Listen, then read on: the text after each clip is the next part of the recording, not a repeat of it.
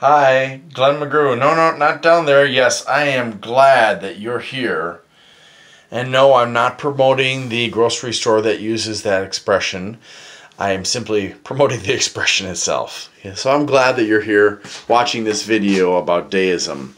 Yes, deism. What is deism, you say? Is that like theism or something like that?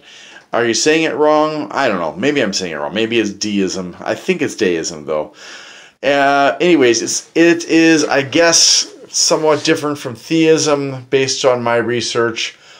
So, I was raised a Christian, and after many years of struggling with religion, which partially contributed to my depression because I was just so confused and frustrated and getting a lot of pressure from people who were proselytizing me from different sects and so on and so forth, and I just got tired of it.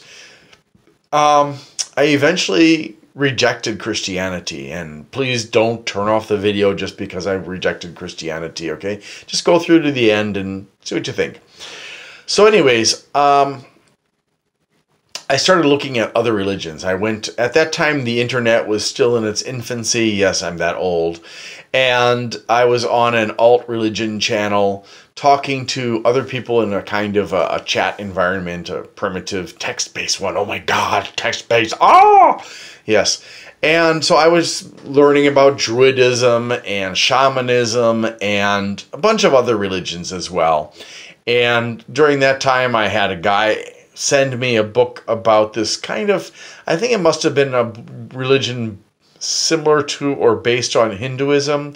He sent it to me completely out of the blue, and when I contacted him and I asked, why did you send me this book? He said, oh, I thought you were somebody I used to know, and I sent it to you by accident. I said, well, would you like me to return? He said, no, keep it, go ahead. And it was a very interesting read. It talked about UBIs, out-of-body experiences. It talked about it taught you actually how to have out-of-body experiences. I never really tried very much, so I don't know if it would have worked or not.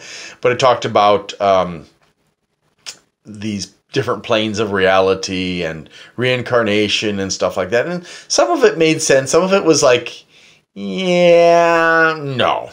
But some of it made sense, like the reincarnation. I used to really buy into reincarnation because to me, it made a lot more sense that God would give us an infinite number of chances to fix ourselves than to give us only one chance to get it right or go to hell. So, I mean, just think about it.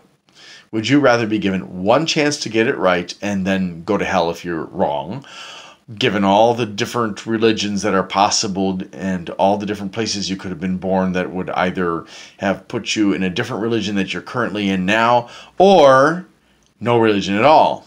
So, think about it. If you had been born in India, you most likely would have been a Hindu. If you're born in most of Europe, most likely you'd be some kind of Christian, either Orthodox, Catholic, or Protestant.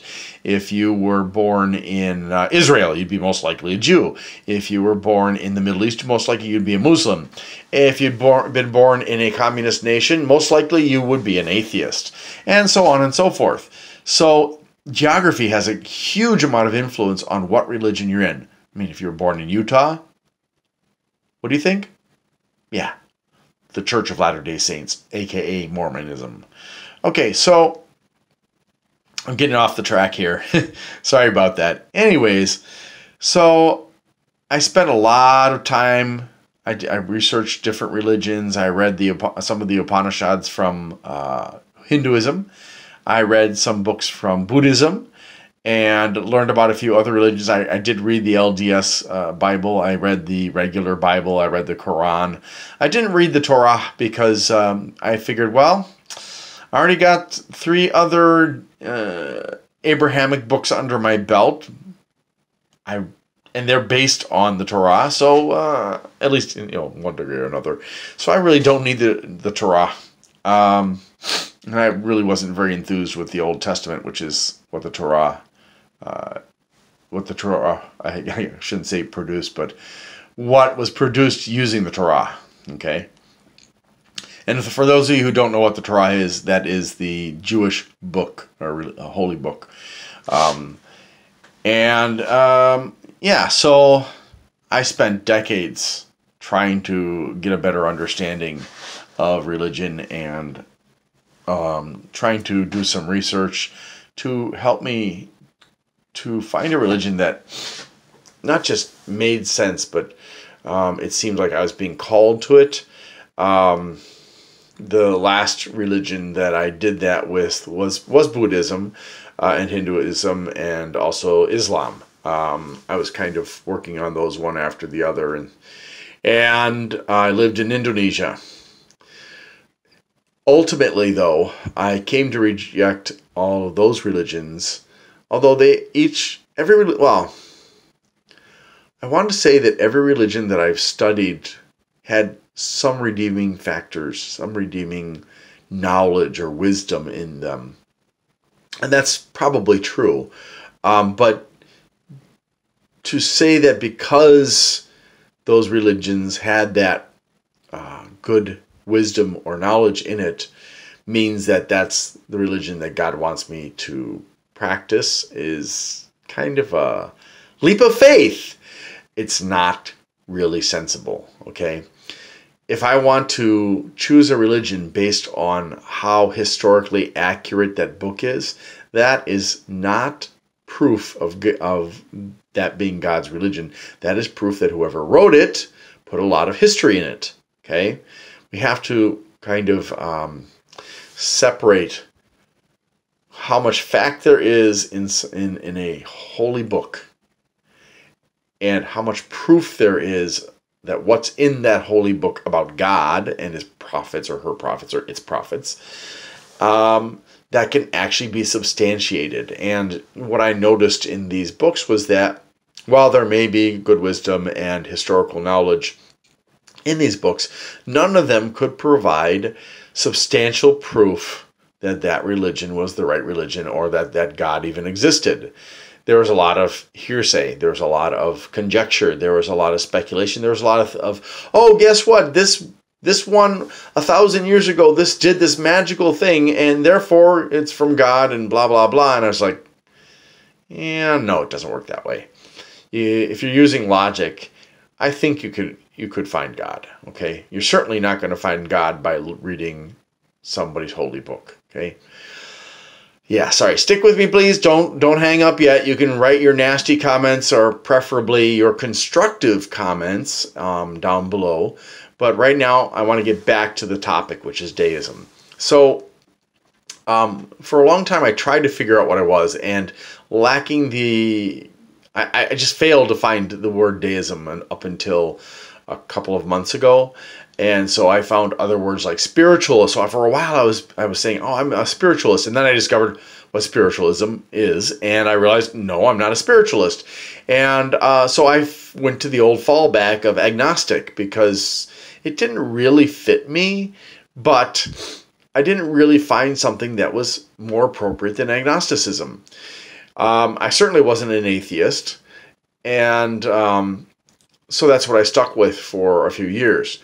When I was in Indonesia, it was a little bit difficult because in Indonesia, on documents, including like your ID and stuff, they do expect your religion to be stated. So I found it difficult because I had to put something. So I put, eventually I started putting on these documents an Indonesian phrase that meant I'm part of one of the religions that isn't recognized by the government. So anyways, getting back again to the deism, okay? There are two basic kinds of deism. There is the God as scientist deism, which is called cold deism, and there's the God as teacher deism, which is warm deism. I don't know where I am on that spectrum. I call myself lukewarm because I don't have enough data to be able to make a choice between one or the other.